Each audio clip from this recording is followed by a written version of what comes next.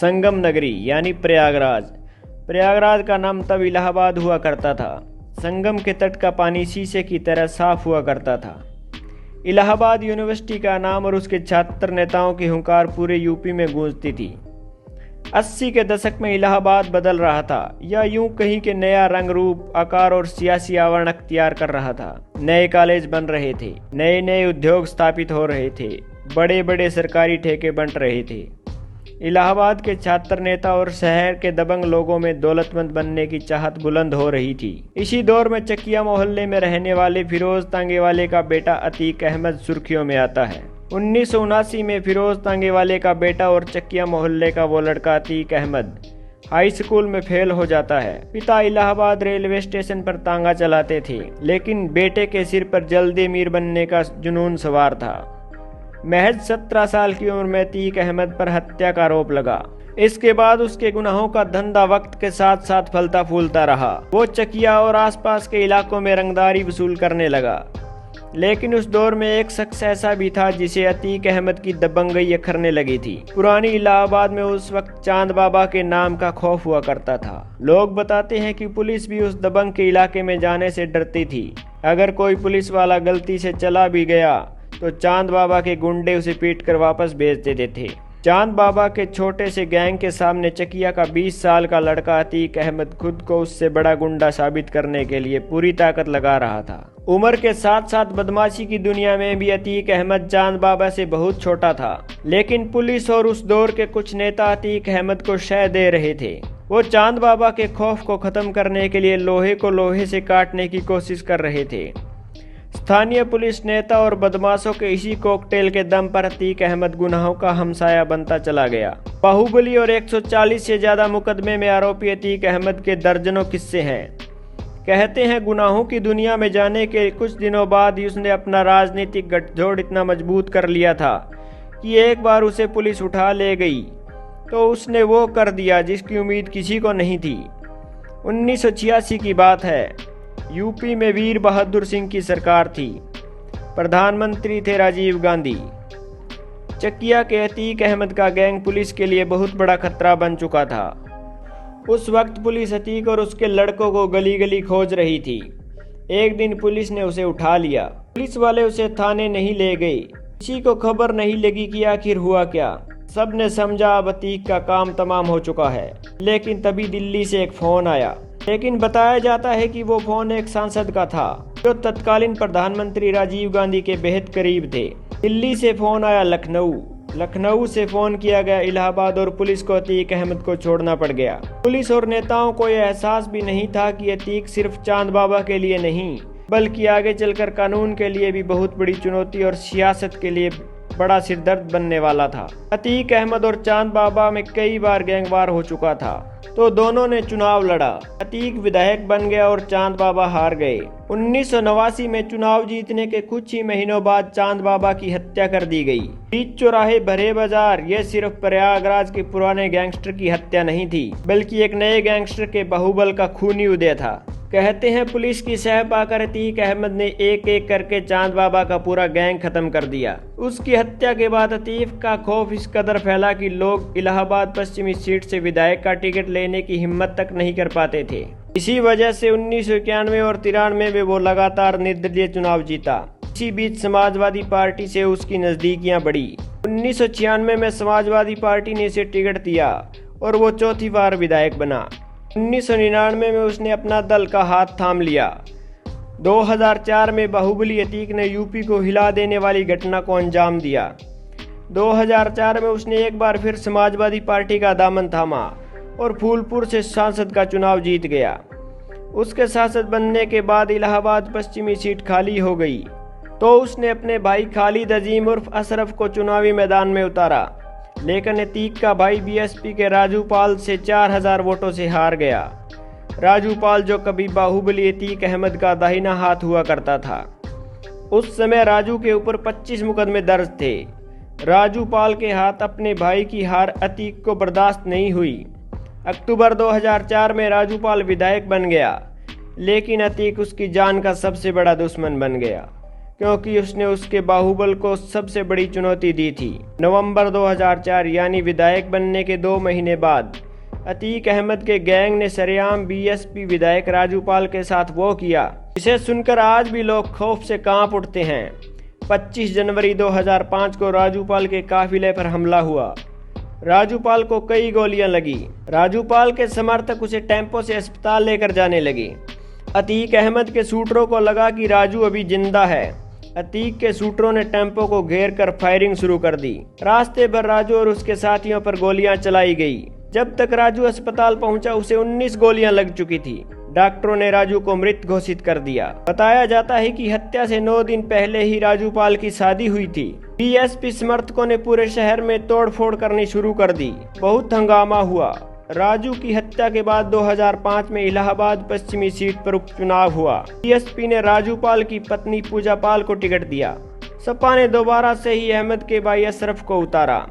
पूजा पाल के हाथों की मेहंदी अभी उतरी भी नहीं थी और वो विधवा हो चुकी थी। चुनावी रैली के मंच से वो अपने दोनों हाथ दिखाकर रोने लगी, लेकिन उन्हें जनता का समर्थन नहीं मिला क्योंकि अतीक का खौफ इतना था कि जिसकी वजह से उसके भाई अशरफ को चुनाव में जीत मिल गई थी। हालांकि यह भी सच है कि राजू की हत्या के बाद अतीक ने भले ही अपने भाई अशरफ को चुनाव जिता लिया हो, लेकिन इस हत्याकांड ने अतीक के राजनीतिक कैरियर को खत्म कर दिया। 2007 के विधानसभा चुनाव में बीएसपी ने एक बार फिर से पूजा पाल को उम्मीदवार बनाया और सामने एक बार फिर था सपा का प्रत्याशी अतीक अहमद का भाई अशरफ। इस बार पूजा अशरफ पर भारी पड़ी। उन्होंने अशरफ को करीब 10,000 वोटों से मात दे दी। मायावती की सरकार आई तो अतीक अहमद और उसके भाई के बुरे दिन भी शुरू हो गए थे। समाजवादी पार्टी ने अतीक अहमद को पार्टी से बाहर कर दिया, लेकिन मायावती सरकार ने अतीक को सबक सिखाना शुरू कर दिया। उसे मोस्ट वांटेड घोषित करते हुए उसके गैंग का पूरा चार्टर तैयार किया। पुलिस रिकॉर्ड में गैंग का नाम दर्ज होते ही 120 लोगों की लिस्ट बनी। अतीक पर 20,000 का इनाम घोषित किया गया। उसकी करोड़ों की संपत्ति सीज कर दी गई, बिल्डिंग गिरा दी गई। एक सांसद जो इनामी बदमाश था उसे फरार घोषित करके पूरे देश में अलर्ट जारी कर दिया गया। एक दिन दिल्ली पुलिस ने कहा कि हमने अतीक को गिरफ्तार कर लिया है। दिल्ली के प्रीतमपुरा में एक अपार्टमेंट से दिल्ली पुलिस ने उसे गिरफ्तार कर लिया और यूपी पुलिस को सौंप दिया। उसके बाद अतीक का ठिकाना कभी इस जेल तो कभी उस जेल।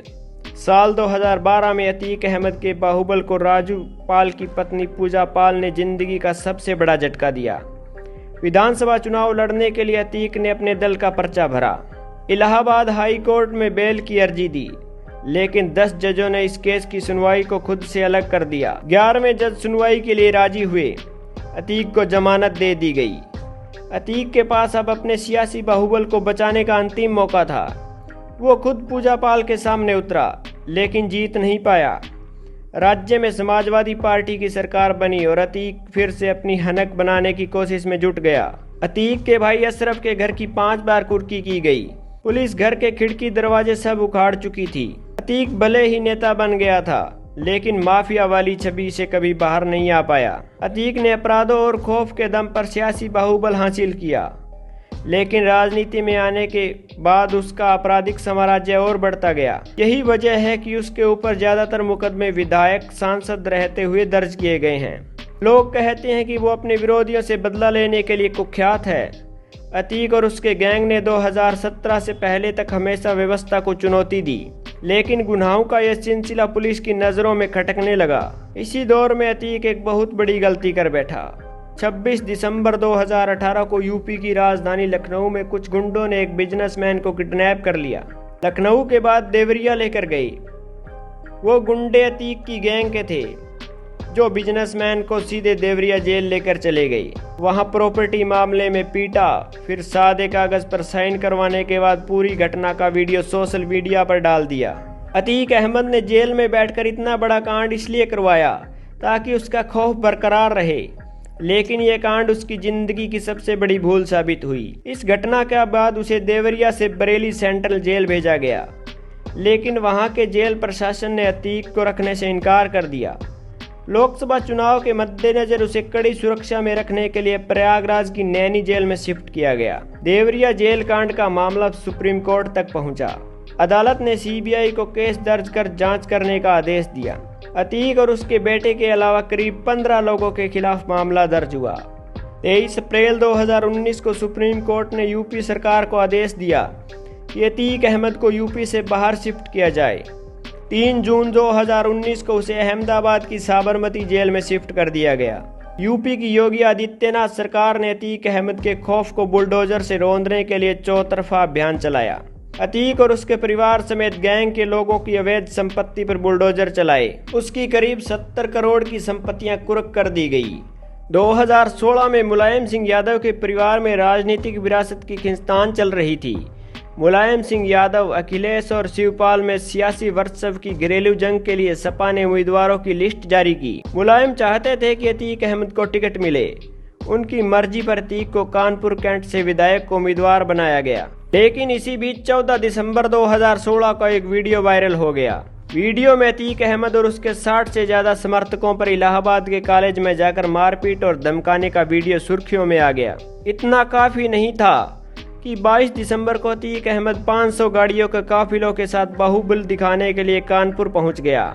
हमर पर सवार अतीक ने काफिले की वजह से कानपुर में कई सड़कें जाम हो गई। अखिलेश यादव से सवाल पूछे गए तो उन्होंने साफ कर दिया कि पार्टी में अतीक जैसे लोगों के लिए कोई जगह नहीं है। हालांकि 2017 के चुनाव से ठीक पहले उसने अखिलेश यादव को चुनौती देते हुए कहा, कई बार निर्दलीय चुनाव जीता हूं, टिकट कटता है तो कट जाए, अपना टिकट खुद बना लूंगा।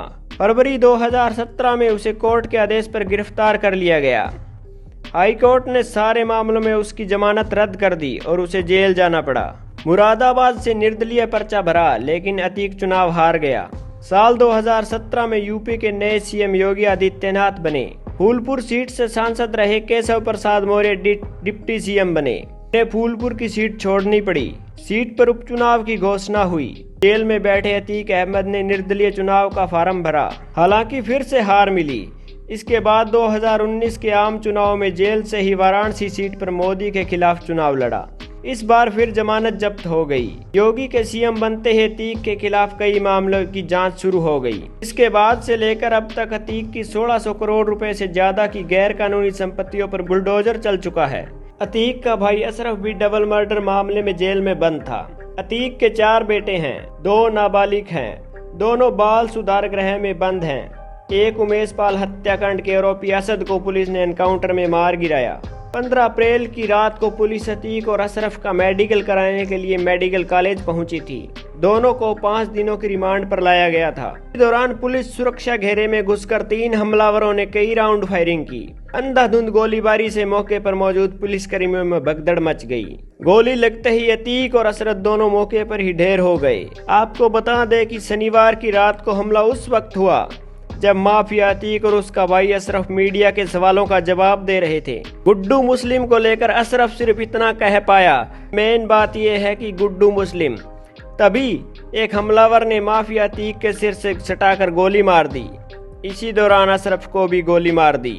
हमलावरों ने गोलीबारी के बाद पुलिस के सामने सरेंडर कर दिया। दोस्तों, आपका अतीक और अशरफ के एनकाउंटर पर क्या कहना है? आपको हमारी वीडियो कैसी लगी? कमेंट सेक्शन में आकर जरूर बताएं। अगर आपको हमारी वीडियो अच्छी लगी हो तो अपने दोस्तों के साथ वीडियो को शेयर जरूर करें और हमारे चैनल को जल्द से जल्द सब्सक्राइब करें। देखने के लिए शुक्रिया।